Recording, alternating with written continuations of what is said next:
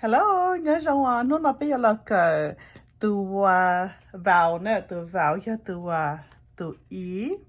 Ok, từ vào cho từ ý thì lúc số ý thì cho giờ lịch elephant.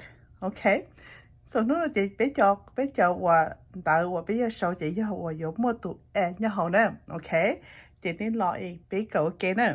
Alright, chỉ cho từ ý lúc số lúc chỉ hùa ok chỉ bé lúc số lúc chỉ ok chỉ giờ nó chỉ cũng mua khâu simple nhá nó cả bên cái thì lúc lúc ok lúc lúc này ok chỉ ta thấy là lúc của sau nè chỉ giờ nó này ok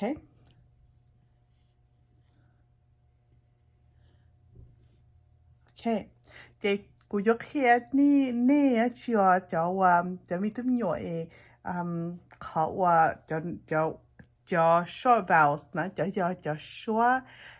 short ว่า vowels รู้นะโอเค the short vowels so จะ short vowels นะจะว่า short รู้นะเหนือจะเดี๋ยวนี้ก็ว่า short ว่าอีกคนตายเลยนะว่าอีเรารู้เลยนะก็ไม่ใช่นะเป็นยังมันเถียนนะโอเคเขาก็ปล่อยอีเรารู้แต่อีเรารู้นะก็มันเถียนตัว vowel โอเควันที่จำอยู่นะนี่ใช้นี่มันเถียนตัว vowel นะโอเคตัว vowel จะตัว e ตัว vowel จะตัว e เนี่ยนะโอเคตัวนั้นคือ consonant ตัวนั้นคือ consonant ตัว vowel ต่อกันตัว vowel จะไม่ตัว consonant ตัว consonant นะเนื้อจะtừ trong lên lúc họ trong chị này cơ là nè cơ từ vào là nè cơ từ vào là chị thầu nếu mua từ consonant nó tất cả từ vào nè chị từ vào cho từ vào nè chị từ lú nè lúc số cho lú chị lúc số lú cho chị bé bao lên nó là chị bé mà đi hại chị bé tiền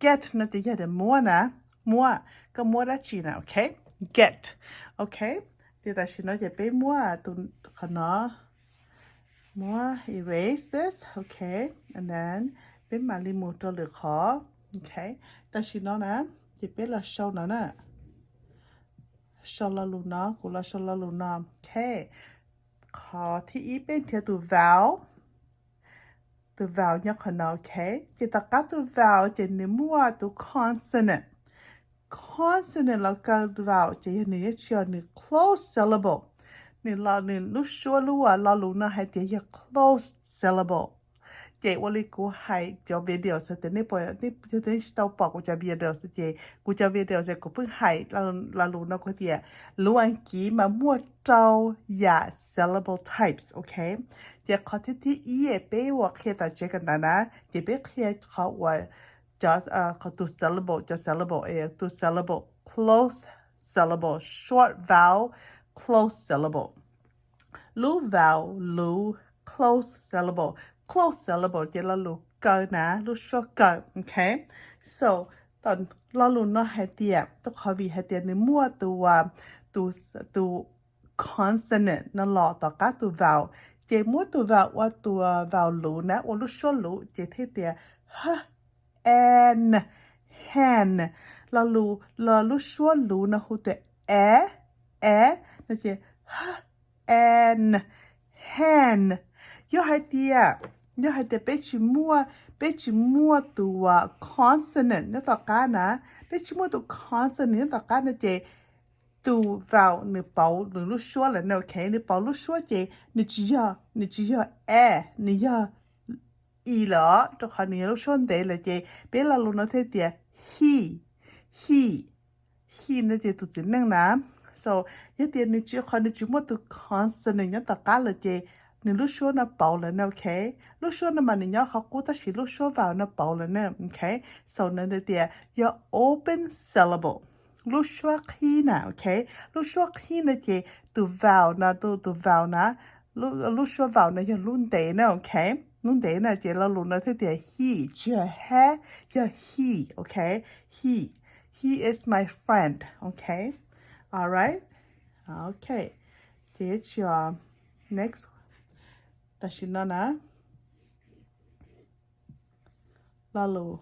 Okay. All right. Until the vowel nhắc hả nó. Tất cả the vowel một từ consonant. Okay. So the consonant một từ vowel cả close syllable. So ta chỉ nói từ vowel như từ short vowel. Or you have lu muốn dạy từ lu vowel lu na lu short lu. Okay. So lu short lu nữ hu tiệt nữ lu short tiệt Okay. So at wet. Okay, the floor is wet. Okay, wet again. Don't do day. Okay, don't do day. Okay, so you take good check the vowel now. Okay, then you good check the vowel now. Thao good check the vowel. Mình good check the consonant. Thao good check the consonant. Thao good check the consonant. Tất cả là the consonant T. Để thao good check nó để chỉ mua lúc sau nó chỉ là close syllable đó. Lúc nào nó open đó khó nó chỉ mua lúc khó trong cơ đó khó nó chỉ mua từ consonant nó là cơ là nãy thì bé hết tiệt lúc nó nè open syllable nó chỉ từ vào nè từ lúc xuống đấy là nó ok lúc xuống đấy là chỉ từ y nó chỉ là nè lúc xuống là y là đó khó nè từ ở chỗ vào mà nè mua lúc xuống nè chỉ lúc xuống lúc là lúc xuống đấy là y ok chỉ là lúc nó thế tiệt we are friends. We nó chỉ bé. We are friends. Chỉ bé cho phong you, okay? We. Chỉ là lúc nó nữ bảo là, okay? Giờ thấu có một từ consonant là cho tất cả nó. Chỉ nữ ở lúc số lũ. Chỉ nữ thế thế wet, okay? Chỉ nữ bảo là nè. Alright? Khả năng hết khó chế chứ nghe. Cho mình nhiều thảo là cho khoa cờ chỉ bé. Khi là số nụ lý nào cả là cho cả nè, okay? Alright? Chỉ ta xin nó. Alright, thì nó nè, nó từ vowel nhớ hậu nó, từ consonant nhớ tất cả, okay? So the consonant nó mới từ vowel close. So this is a close syllable.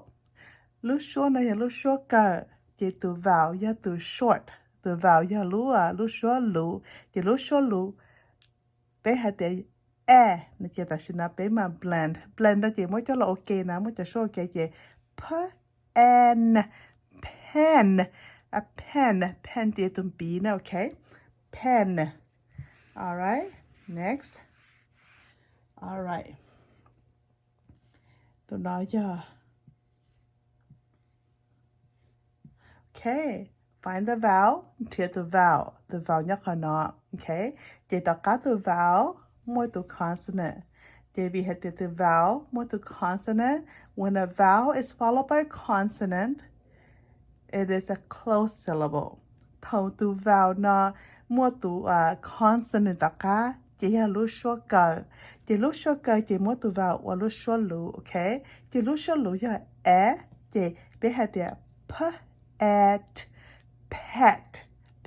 là từ chia có cái pet chỉ là chia cho mi là chỉ cho để có you nè okay ta chỉ nói chị là lu nó okay one more this is the last one okay first find the vowel thế từ vowel nhắc nó consonant after the vowel okay the vowel nhắc nó count consonant nhắc tất cả consonant closest to vowel makes a close syllable. Chỉ ta xin nó là lúc xuân lúc là lúc nó thì close syllable word. Chỉ thầu muốn đi nói chỉ từ vowel chỉ từ lũ, okay lúc xuân lũ. Chỉ lúc xuân lũ ya từ y lúc xuân lũ ya chỉ biết là ten, okay 10 number go, okay 10. Alright.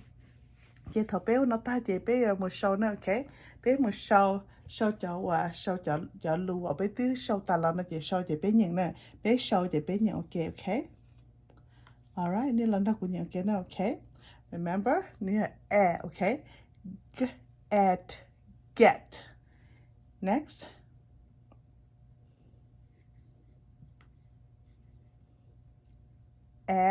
the show and hen next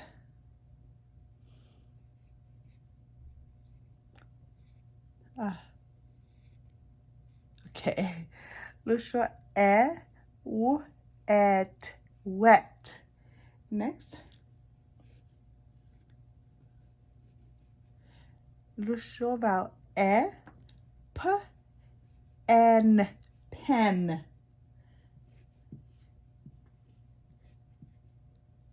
Lusho vowel e, p, et, pet. Pet. And then, okay, not there. E, t, n, ten. All right, thì bé lo nhận ok tao, okay? Ready? Get, hen, wet, pen, pet, ten.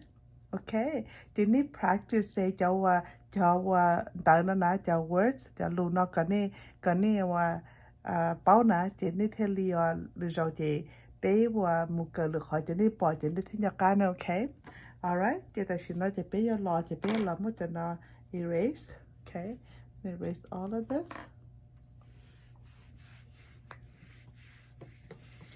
Okay. Alright, thì bé lo show sentences now, okay? Bé show your sentences as she cho luôn now, okay? Thì cho thế khó thì bé show thì can I get a pet? Question mark, okay?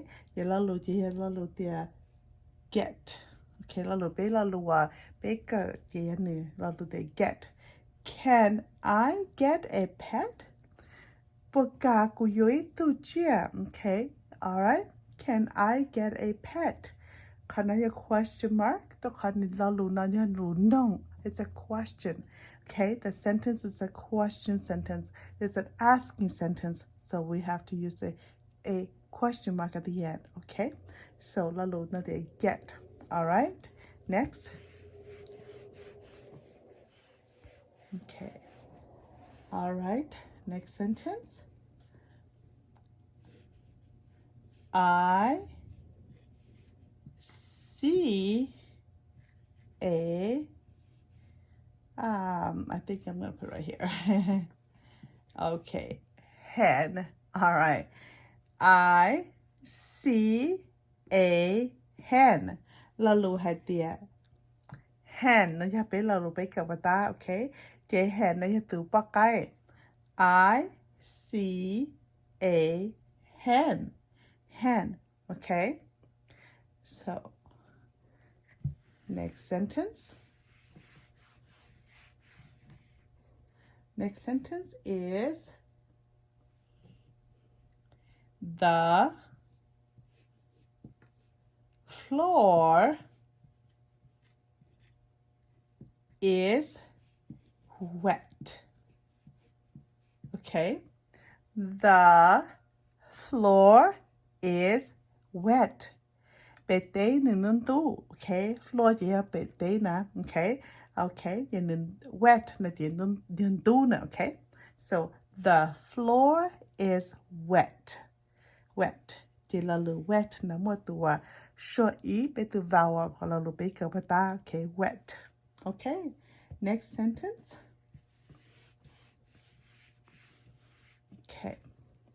Next sentence is do you have a pen? Pen. Do you have a pen? Có bộ mấy tung bị. Okay. Do you have a pen? Question mark. Vì hết tiền thì do lo luôn no. Thì bé thế lý mô từ question mark đó cả. Okay. Do you have a pen? All right. Next one. Okay. Next is, okay. I have 10